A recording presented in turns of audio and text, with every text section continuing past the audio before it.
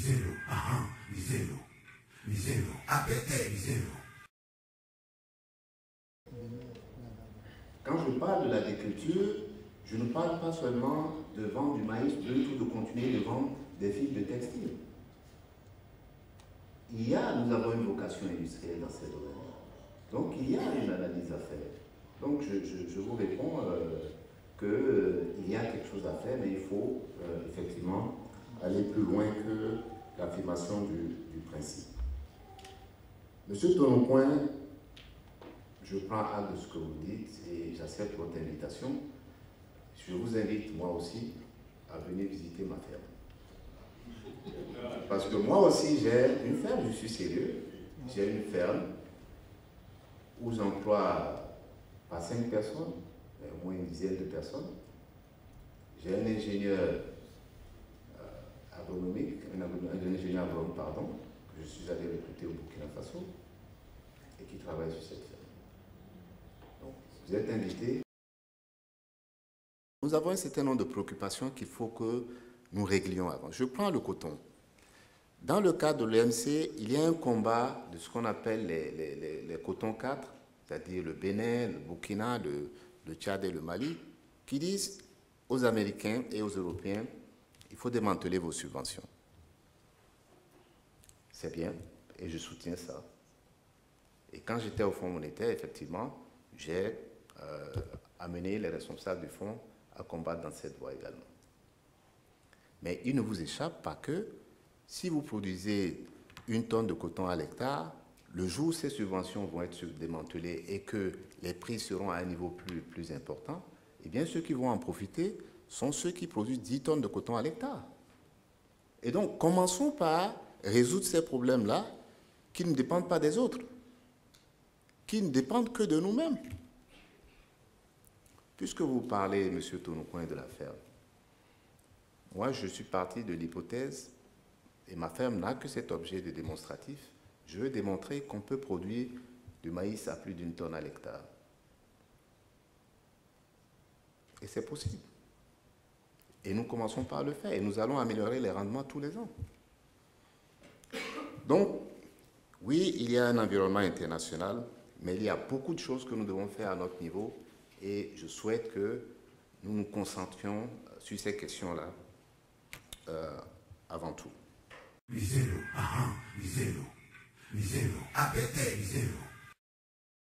La responsabilité sociale, elle est cruciale, et en particulier dans des secteurs comme l'agriculture. Pas seulement sociale, mais environnementale aussi.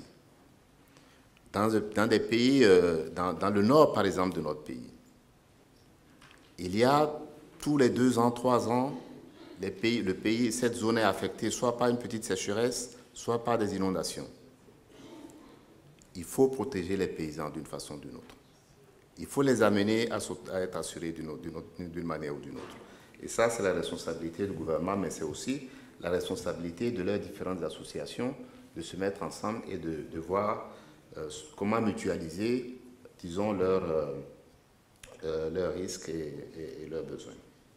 Lisez-le, lisez-le, lisez-le, appétez, lisez-le. Il y a une économie informelle et le grand défi pour l'économie béninoise, surtout, et il y en a d'autres aussi qui sont confrontés au même problème, et il y a d'autres pays qui ont commencent pas à trouver des solutions à ça, c'est comment formaliser le secteur informel ou comment introduire progressivement le secteur informel dans le secteur moderne de nos économies. Pas seulement du point de vue fiscal. Et une voie, justement, dans ces directions, c'est ce que notre ami a dit tout à l'heure en ce qui concerne le foncier.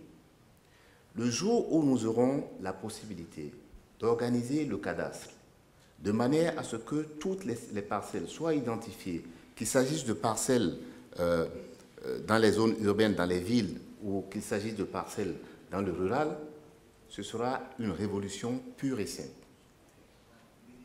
Parce que, d'abord, les paysans qui n'ont pour principal actif que les terres auront désormais un actif qui est commercialisable. Parce qu'ils peuvent le vendre, ils peuvent le céder, ils peuvent l'apporter en garantie pour, disons, obtenir des financements dans les banques, y compris si demain il y a une banque publique d'investissement. Aujourd'hui, c'est impossible. La plupart des paysans n'ont aucun titre sur leur ferme. Liselo, aha, liselo, liselo, apete, liselo.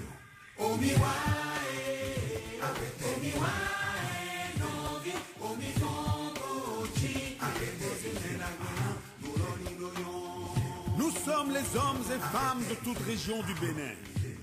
Nous disons stop à cette honteuse politique. Nous partageons la souffrance et le combat du peuple béninois.